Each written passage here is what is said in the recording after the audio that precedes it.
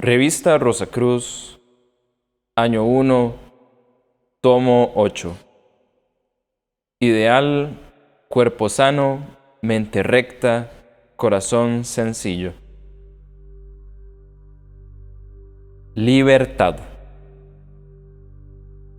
Mucho significa esta palabra. La libertad es como el resorte volitivo que impulsa a la acción. La libertad ha sido proclamada en todas las épocas de la historia de la humanidad. La libertad tiene significado para todos los seres en todos los estados de evolución. Libertad piden los pueblos, libertad piden las naciones, libertad quiere el mundo.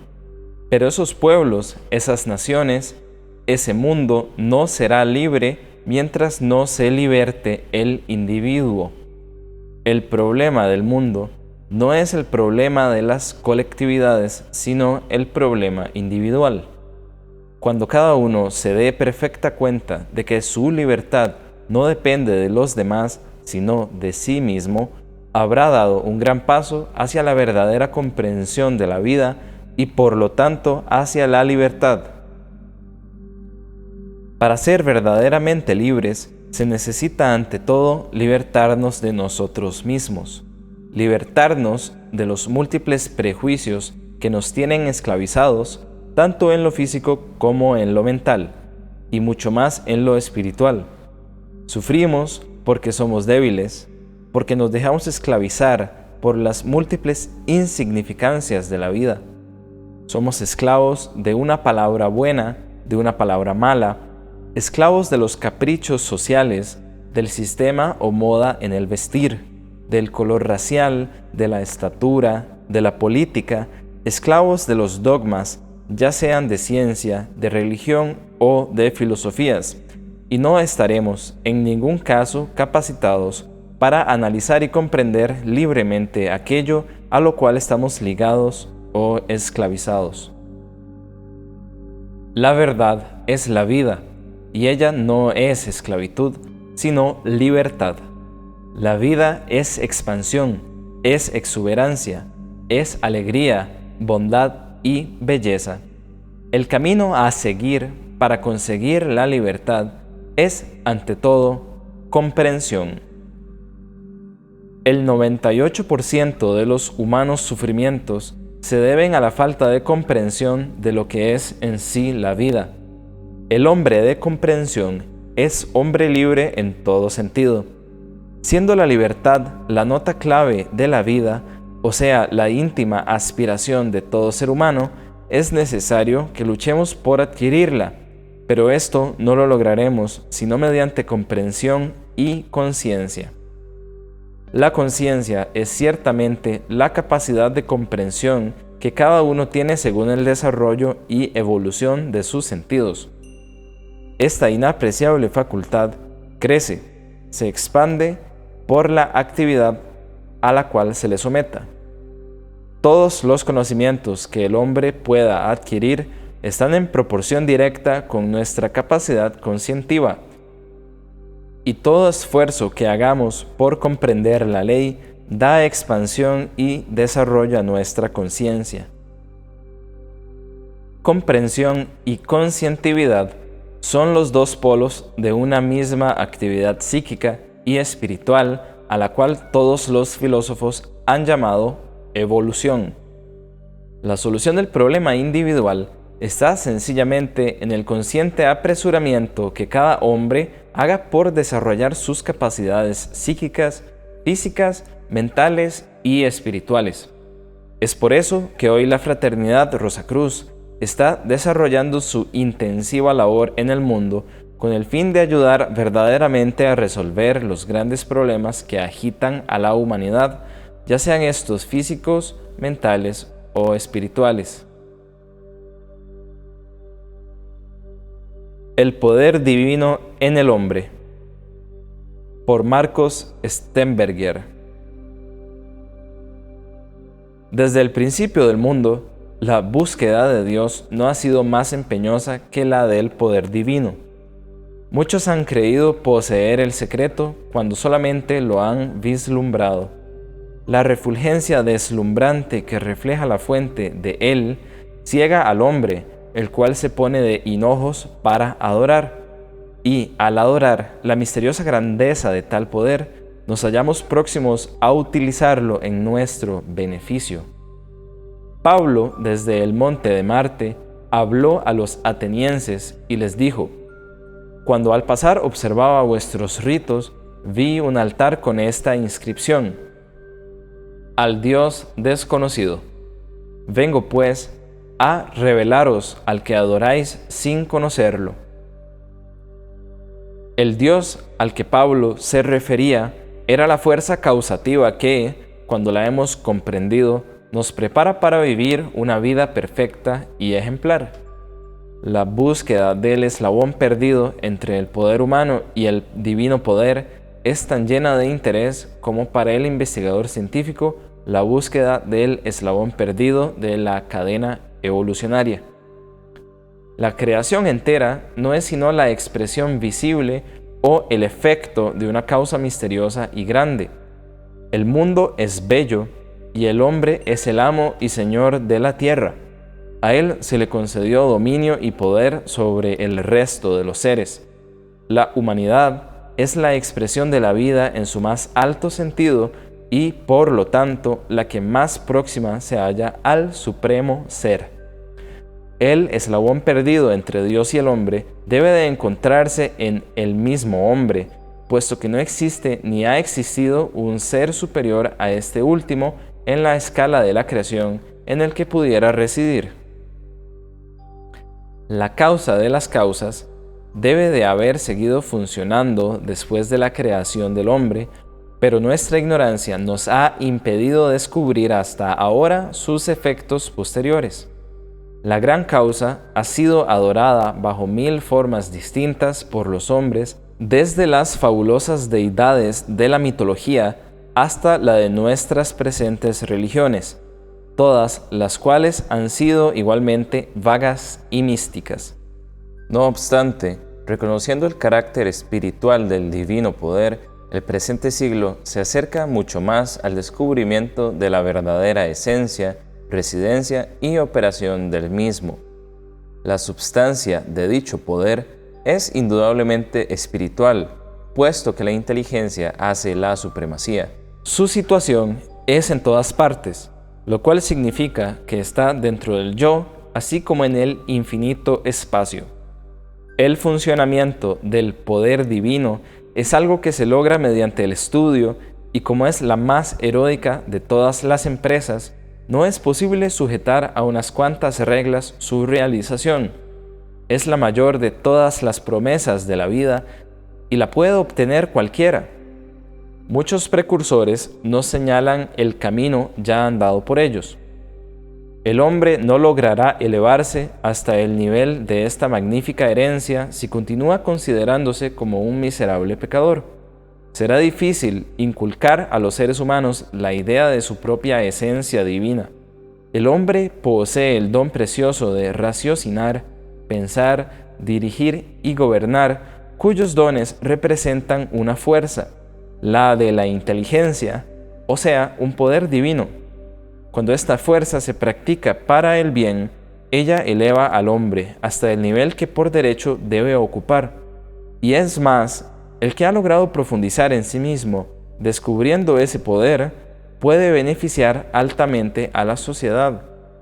Según los antiguos profetas, el hombre fue hecho a imagen y semejanza de Dios, lo cual quiere decir que fue copiado, que se le imprimieron las mismas cualidades, habilidades y formación. El hombre es una síntesis divina. De otra forma, Dios no se hubiera expresado a sí mismo. El gran poder divino, por su propia voluntad, se expresa a sí mismo continua y completamente invisible para muchos, pero comprendido por algunos pocos. Esta fuerza no podrá obrar en nosotros, a menos que la comprendamos a conciencia, así como el matemático solamente puede resolver sus problemas en cuanto se lo permite su entendimiento. ¿Qué tan lejos puede ir la fuerza del poder que llevamos en nosotros mismos? ¿puede curar otras enfermedades que no sean mentales? Dicha fuerza es infinita, pero la habilidad para emplearla depende de la sabiduría del hombre y de su inteligencia. El sabio Salomón decía: adquirid la sabiduría, pero sobre todo adquirid la comprensión. En cuanto al tratamiento de las enfermedades orgánicas, Jesús lo realizó con la ayuda de su fuerza interior. Las curaciones realizadas por Cristo y por Mahoma no fueron sino una demostración de la fuerza mental de cada uno de ellos, y deseaban que la adquiriesen también todas las generaciones que les habían de suceder. Los que crean en mis obras podrán también realizarlas, decían. Evidentemente, quiso darnos a entender que aquel don no era exclusivamente de ellos, sino de todos los hombres, en cuyo cerebro y espíritu yacía latente. Cuando una fuerza no se emplea, eso no implica que no exista. La única manera de convencerse de las verdades de la vida es demostrárselas a sí mismo. Por más que otros hayan logrado, todavía podéis ir y hacer otro tanto. ¿Que el hombre posee esa fuerza o poder divino? Es una conclusión lógica y metafísica, y que pueda hacer uso de ella depende de la profundidad de su comprensión. Armonía universal. El cosmos es una melodía de infinitas vibraciones que van diluyéndose y transformándose en el espacio en eterna vida. Cada nota de esa melodía recorre toda la sutil escala de tonalidades cósmicas, llegando al ápice cuando ha hecho el recorrido en armonía perfecta al concierto del universo.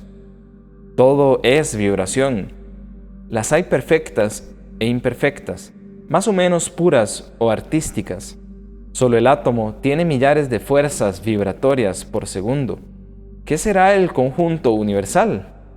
Cada persona lleva consigo una concentración de energía radiante producida por el permanente choque de vibraciones positivas y negativas. Esa energía la carga de posibilidades para el bien o para el mal. De ahí la necesidad de armonizar cada acto, palabra o pensamiento con la ley del amor. El amor está en todo porque amor es vibración perfecta. Desde la pequeñísima arenilla hasta el sol y desde el sol hasta los más adelantados pobladores siderales están unidos por la atracción que es el amor. La piedra inerte y dura es un conglomerado de átomos afines que se han compactado en esa forma con un fin especial. Toda la manifestación de la naturaleza lleva la infinita grandeza del cosmos. Observando se estudia y estudiando se comprende. La observación e investigación son las mejores armas del hombre. Sabiéndolas manejar, llegará a la meta que lo conducirá a la comprensión. Comprensión es algo trascendental y fundamental. Cuando el hombre comprende en armonía con todo el cosmos, será el ser superior capacitado para evoluciones de mayor alcance espiritual. Los eclipses del año venidero. El año de 1936 trae varios eclipses que al astrólogo le han dejado mucho en qué pensar, pues nunca pasan sin dejar rastros de sí. Así como el año de 1769, en que nació Humboldt, Cuvier, Napoleón, Wellington y Scott, fue señalado por constelaciones en buen sentido, así el próximo año está bajo auspicios pésimos, más que pésimos. Los eclipses traen acontecimientos más o menos grandes, según en la región del cielo donde se observan. Recordamos respecto a eso el año en que principió la guerra. El 21 de agosto hubo un eclipse solar a 27 grados de Leo, estando el planeta Marte en conjunción con la estrella Regulus. Los acontecimientos no necesitan verificarse el mismo día del eclipse, sino a veces que se adelantan o se atrasan. En 1914, el adelanto fue de 7 días justos. No hay que olvidar que Leo es el signo de Francia. Urano en Acuario señala así guerras para Rusia y Alemania, y ella fue profetizada por astrólogos alemanes, como lo prueban las publicaciones del año anterior. Sabemos que los acontecimientos ocasionados por eclipses en Cáncer, Capricornio y Libra son de efectos rápidos, mientras los vistos en Tauro, Leo y Escorpión duran. La señora Ebertin, la astróloga de más fama en Alemania, y Jud, dicen que no se deben ni se pueden predecir catástrofes para el año venidero, pero sin género de duda, el año de 1936 tendrá su nota especial en la historia y, desgraciadamente, no en un buen sentido. Ya en enero principiaban las cosas, pues el 8 tendremos un eclipse total que durará 6 horas, comenzando en el segundo decanato de Cáncer, estando el Sol a 17 grados de Capricornio, y eso trae, sin duda alguna, una catástrofe que podrá verificarse en África, Asia, por el norte de Europa o en Canadá. En ocasiones anteriores, esos eclipses obligaron a los gobiernos a cargar los pueblos de contribuciones especiales para así subsanar las pérdidas. Marte estará a 25 grados y en oposición con la estrella fija Alphard. La oposición de Marte está en Acuario con esa estrella de Saturno. Venus trae siempre desgracias, asesinatos, excitaciones en los pueblos, sobre todo por el hecho de que Venus y Marte están en malas posiciones unos con otros después del eclipse. En enero y febrero, Rusia con sus ideas de bolchevismo tendrá buen campo de acción, pero sus víctimas no son de envidiar, pues cada catástrofe deja excitadas a las masas. No quiero entrar en pormenores de lo que pueda acontecer a cada cual que tenga malas condiciones de su horóscopo propio con este eclipse. Basta indicar los efectos generales. Ahora, nadie debe asustarse de antemano. Muchas veces esos malos efectos actúan produciendo terremotos que pueden localizarse en tierras cubiertas por el mar, y entonces nadie y ningún pueblo sufre, habiéndose sucedido el desahogo sin molestias. Continuará.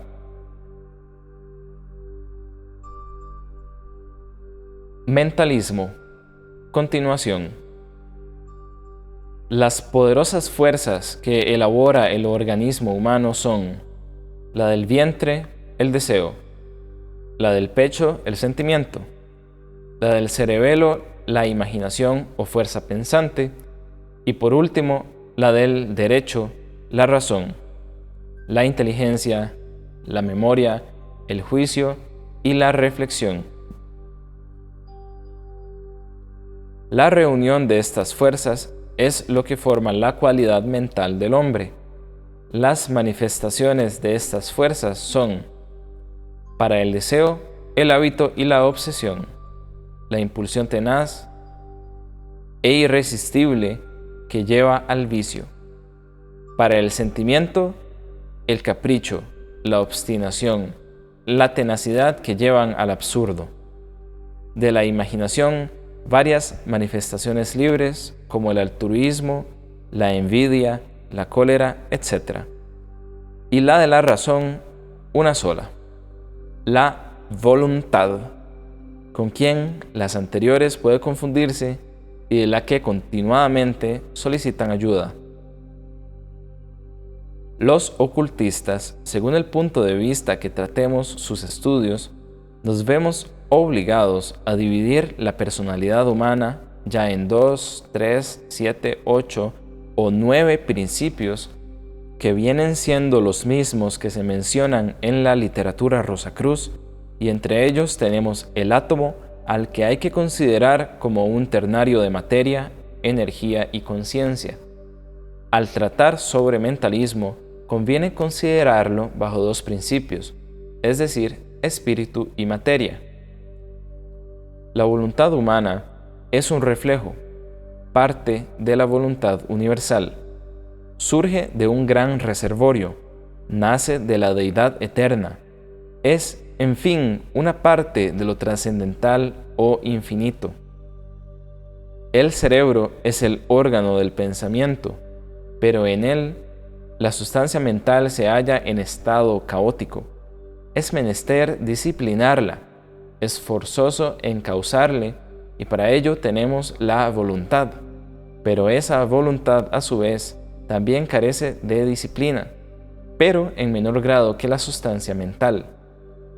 Ella, la voluntad, no tiene más factor para disciplinarse que la voluntad universal, y para ello las sociedades iniciáticas tienen varios métodos de los cuales hablaremos más adelante y que consisten en un paulatino dominio de sí mismo, con el cual no solamente se consigue la disciplina, sino un aumento relativo de la volición. Que la voluntad no sea una condición de la materia, lo dice Claudio Bernard. La materia, cualquiera que sea, está siempre desnuda de espontaneidad y no engendra nada. No hace más que expresar con sus propiedades la idea del que ha creado la máquina que funciona, de suerte que la materia organizada del cerebro, que manifiesta fenómenos de sensibilidad y de inteligencia propios del ser viviente, no tiene más conciencia del pensamiento y de los fenómenos que manifiesta que la materia bruta de una máquina inerte. De un reloj, por ejemplo, tiene conciencia de los movimientos que manifiesta o de la hora que indica. No más que los caracteres de imprenta y el papel tienen conciencia de las ideas que repiten. Decir que el cerebro ejecuta el pensamiento equivale a decir que el reloj ejecuta la hora o la idea del tiempo. El pensamiento lo genera una función cerebral. En esta gestación contribuyen el juicio, el razonamiento, la conciencia o cualquiera otra de las facultades superiores del hombre, las sensaciones y aún el instinto. Al nacer un pensamiento, la facultad cerebral vibra y le comunica esa vibración que es su vida y a la que conserva más o menos mientras se extingue. No solamente esta función le ha dado vida, sino que también le imprime cierta forma, fuerza de dirección y destino, con lo que debe efectuar un resultado determinado. Todos los acontecimientos de la vida diaria no son sino obra del pensamiento, el cual, regido por las leyes especiales, produce resultados definidos que vamos a estudiar. Necesitamos, pues, ante todo, estudiar el acto mental. ¿Qué es? Al referirnos más al pensamiento, nos concretamos solo a manifestar que es una vibración o un conjunto de la mente universal, recogido y modulado por el cerebro, que se propaga en forma de ondas en el espacio a la manera de cómo se propaga el sonido o se difunde la luz y que toma formas a veces bien definidas. Continuará.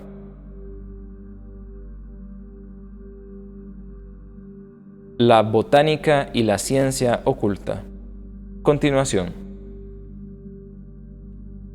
Es una sorpresa para el ocultista el darse cuenta a través de sus estudios de que los intrincados problemas prácticamente insolubles para la ciencia materialista se resuelven fácilmente con los estudios de la ciencia oculta y hermética. Las trascendentales claves de la ciencia universal o ciencia de la vida son expuestas por el hermetismo en una forma simple, si se quiere, para aquellos que se han preparado en cierto campo para comprender dichas leyes. El creciente materialismo ha hecho que la humanidad se aleje gradualmente y paulatinamente de la ley universal que rige la armonía de los en apariencia opuestos para realizar la unidad de la vida.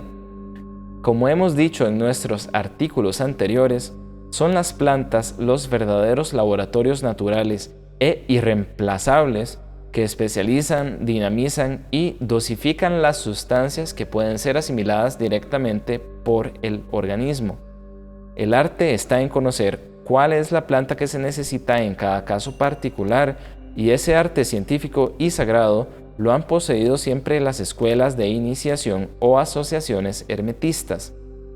La diferencia entre una y otra planta está en la capacidad que cada una de ellas tiene para acumular en su naturaleza determinadas vibraciones cósmicas que son las que definen su virtud particular. Estudiando pues la astrología en su aspecto científico y ocultista, encontraremos la orientación precisa que antiguas y poderosas civilizaciones llegaron a poseer en alto grado. La diabetes, por ejemplo, no es debida realmente al exceso de azúcares, sino más bien al defecto o falta de hierro en la sangre, que es el que da el equilibrio estable de aquel líquido. La diabetes se cura fácilmente con un tratamiento de hierro, pero este no se le puede dar al enfermo en extracciones, por más refinadas que sean de dicho metal, ya que no encontrándose aquella sustancia en estado biológico, no lo puede absorber o asimilar el organismo. Pero una vez que dicha sustancia metaloide ha sido refinada y virtualizada a través del cuerpo de una planta, sí cumple la finalidad que de ella se espera, es decir, se asimila perfectamente. Una de las plantas más favorables para el eficaz tratamiento de la diabetes es el eucaliptus, ya que él posee hierro y otras sustancias que dinamizan, dando potencial a la sangre. Su aplicación práctica es sencilla. El paciente debe tomar un té de esta planta, empleando una hoja para una tacita de agua que el paciente debe tomar antes del desayuno y antes de acostarse. Con este sencillo método seguido de persistencia, se logran sorprendentes resultados que todavía no ha logrado ni logrará nunca el antinatural sistema de inyecciones y cosas por el estilo.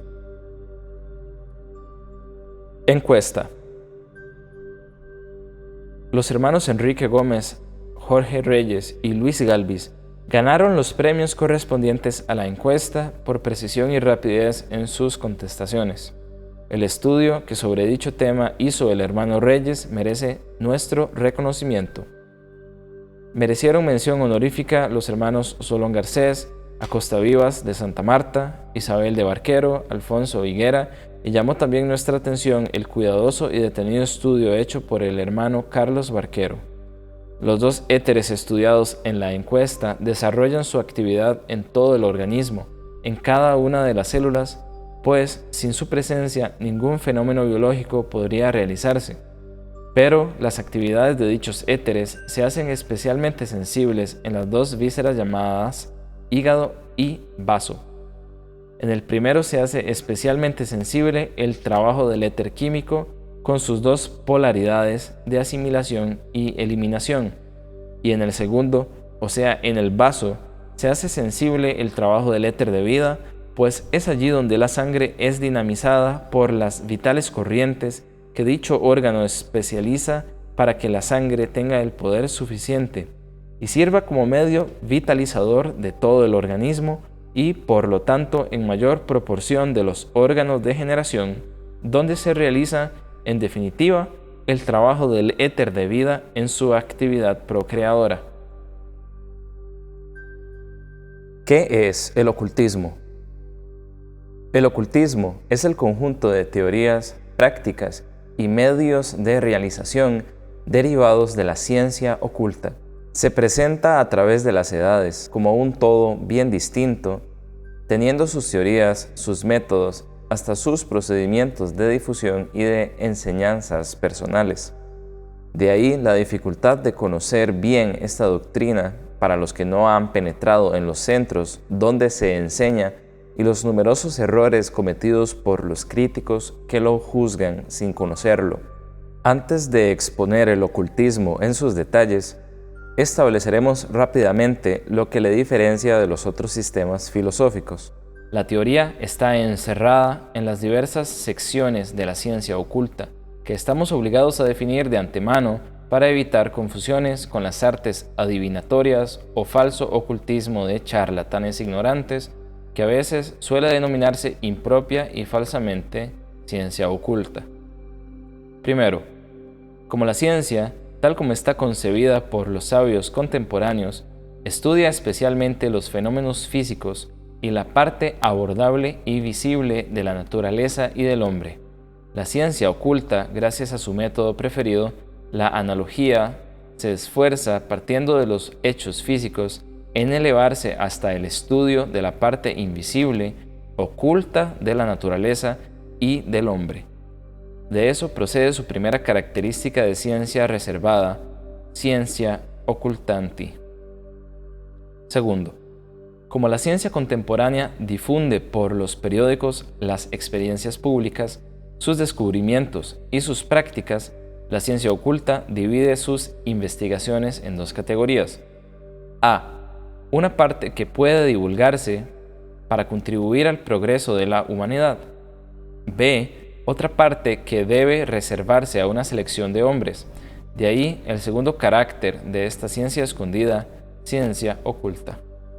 Tercero, en fin, así como las pruebas intelectuales son las únicas exigidas a los candidatos en las facultades, a las universidades y a las elevadas escuelas científicas contemporáneas, los centros de enseñanza ocultista exigen además pruebas morales diversas y no confían su enseñanza más que a los hombres experimentados y capaces de no emplear jamás para el mal los conocimientos que puedan adquirir.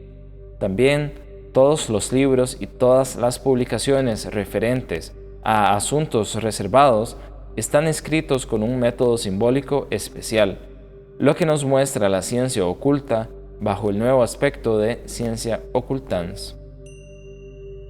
Tal es la base teórica en que se apoya el verdadero ocultismo, tanto antiguo como contemporáneo. No tenemos juicio alguno que comunicar respecto a estos diversos puntos antes de encerrarnos en la exposición de un asunto tan amigo de la oscuridad para exigir nuestra atención.